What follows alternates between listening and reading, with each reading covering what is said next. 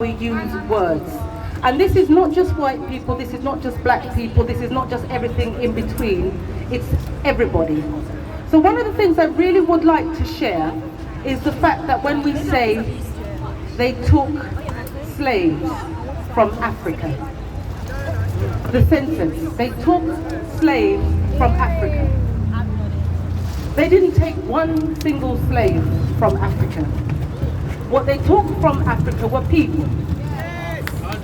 And when we say they took slaves from Africa, that's the first level of dehumanization. First level. So it's our duty, those of us who know better, to correct other people gently. They didn't take slaves from Africa. And the language around black history is very, very dirty. It's very dirty language. In fact, I would say what we call black history really isn't black history.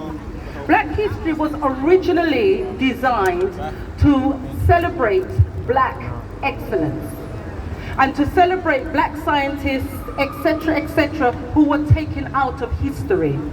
But the powers that be turned black history into the history of enslavement. The history of enslavement is not black history.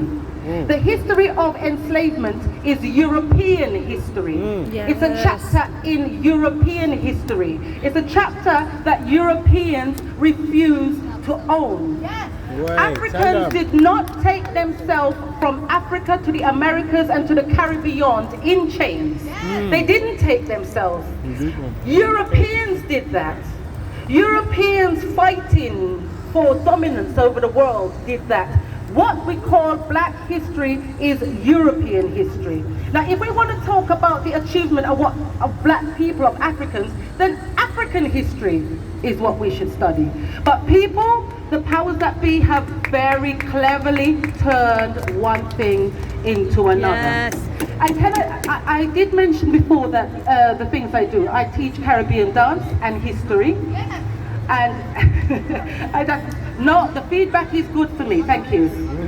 And I also am a poet, so words are my business, which is why I say when they didn't take slaves from Africa. There's another word I would like us to take into consideration.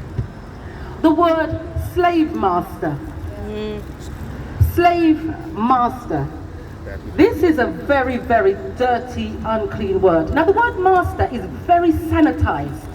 First of all, no man should call any other man master. But they were not masters. They were kidnappers. They were rapists. They were psychopaths.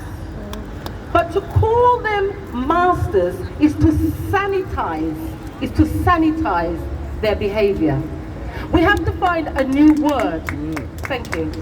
We have to find a new word to describe those who held Africans in captivity.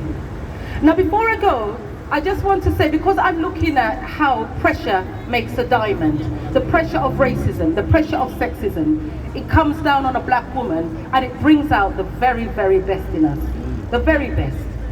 How a black woman attitude, how a black woman walks, talks and curses today, the rest of the world will adopt it tomorrow.